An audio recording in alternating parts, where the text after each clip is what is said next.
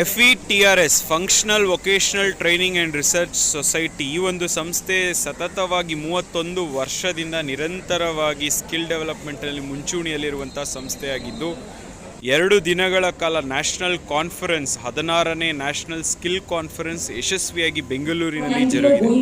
ಈ ಒಂದು ಕಾನ್ಫರೆನ್ಸ್ನಲ್ಲಿ ಹಲವಾರು ಗಣ್ಯಮಾನ್ಯರು ಉಪಸ್ಥಿತರಿದ್ದರು. We don't know how to use metro. We don't know how to, there's just so much of rush in the buses.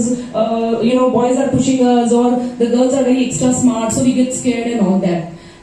When they know that they have nothing, not even 2 times meal in Odisha, the place where they belong, still they are ready to go back because psychologically they were not counseled.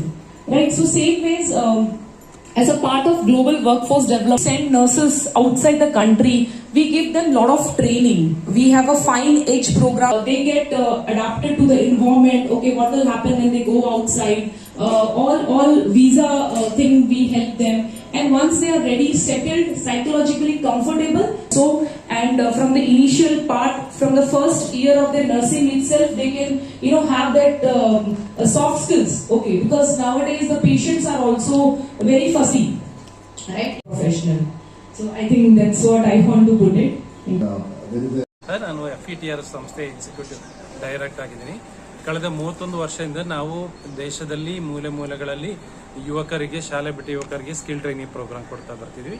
ಅದೇ ರೀತಿಯಲ್ಲಿ ನಾವು ಪ್ರತಿ ವರ್ಷ national skill conference ಅಂತ organise ಮಾಡ್ತೀವಿ. ಈ ವರ್ಷ ಇದು ನಮ್ಮದು 16ನೇ ರಾಷ್ಟ್ರೀಯ ಮಟ್ಟದ ನ್ಯಾಷನಲ್ ಸ್ಕಿಲ್ ಕಾನ್ಫರೆನ್ಸ್ ಮಾಡಿದ್ವಿ. ಈ ನ್ಯಾಷನಲ್ ಸ್ಕಿಲ್ ಕಾನ್ಫರೆನ್ಸ್ಗೆ 13 ರಾಜ್ಯಗಳಿಂದ ಸುಮಾರು 120 ಪಾರ್ಟಿಸಿಪೆಂಟ್ಸ್ ಬಂದಿದ್ದಾರೆ. ಈ ಪಾರ್ಟಿಸಿಪೆಂಟ್ಸ್ ಎಲ್ಲರೂ ಸ್ಕಿಲ್ ಟ್ರೈನಿಂಗ್ ಪ್ರೋಗ್ರಾಮ್ ಇಂಪ್ಲಿಮೆಂಟ್ ಮಾಡುವವರು.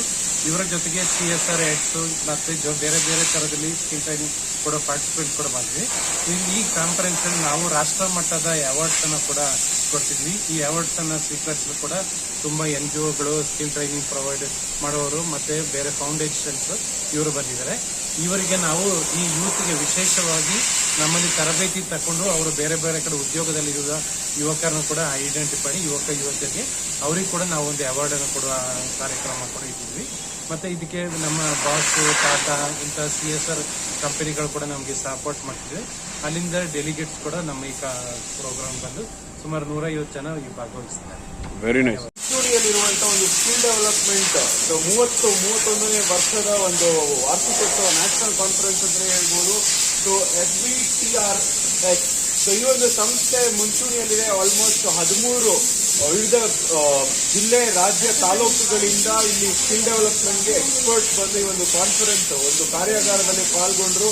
ಹಲವಾರು ಆಲ್ಮೋಸ್ಟ್ ಒಂದು 300ಕ್ಕೂ ಹೆಚ್ಚು ಜನಗಳು ಈ ಒಂದು ಕಾನ್ಫರೆನ್ಸ್ ಅಟೆಂಡ್ ಮಾಡೋರು. ವಿಶೇಷವಾಗಿ ಏನಂದ್ರೆ ಯುವಕರಿಗೆ ಮತ್ತು ಯುವತಿಯರಿಗೆ ಸ್ಕಿಲ್ ಡೆವಲಪ್ಮೆಂಟ್ ಆಫ್ಟರ್ 10th ಆದ್ಮೇಲೆ ಅವ್ರಿಗೆ ಸ್ಕಿಲ್ ಡೆವಲಪ್ಮೆಂಟ್ ಮತ್ತೆ ಜಾಬ್ ಓರಿಯೆಂಟೆಡ್ ಕೋರ್ಸ್ ಮಾಡುವ ಈ ಒಂದು ಸಂಸ್ಥೆ ಮುಂಚೂಣಿಯಲ್ಲಿದೆ ಅಂತಾನೆ ಹೇಳ್ಬೋದು. ನಮ್ಮೊಟ್ಟಿಗೆ ಅಧ್ಯಕ್ಷರು ಫಿಲಿಕ್ಸ್ ಸರ್ ತಮ್ಮ ಅಭಿಪ್ರಾಯಗಳನ್ನು ಕೂಲಂಕುಷವಾಗಿ ನಮ್ಮೊಟ್ಟಿಗೆ ಹಂಚಿಕೊಂಡ್ರು ಅಂತಾನೆ ಹೇಳ್ಬೋದು.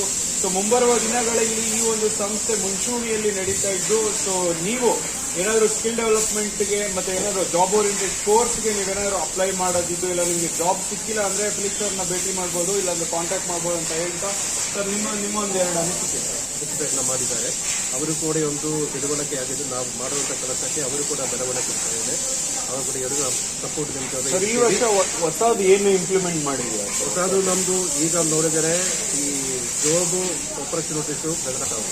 ಈಗ ನಾವು ಹಾಗೆ ಮುಂದಕ್ಕೆ ಯಾವ ರೀತಿಯನ್ನು ಟ್ರೈನಿಂಗ್ ಕೊಡಬೇಕು, ಆ ಟ್ರೆಡಿಷನಲ್ ಟ್ರೈನಿಂಗನ್ನು ಬಿಟ್ಟು ಮುಂದಕ್ಕೆ ಯುವಕರಿಗೆ ಯಾವ ರೀತಿಯ ಕೆಲಸ ಸಿಗ್ಬೋದು ಆ ರೀತಿಯಲ್ಲಿನ ಟ್ರೈನಿಂಗನ್ನು ಮಾಡಬೇಕು ಅಂತ ನಿಟ್ಟಲ್ಲಿ ನಾವು ಈ ಪ್ರೋಗ್ರಾಮನ್ನು ಮಾಡ್ತಾ ಇದ್ದೀವಿ. ಇದು ಅವರೊಂದು ಮಾತಾಗಿ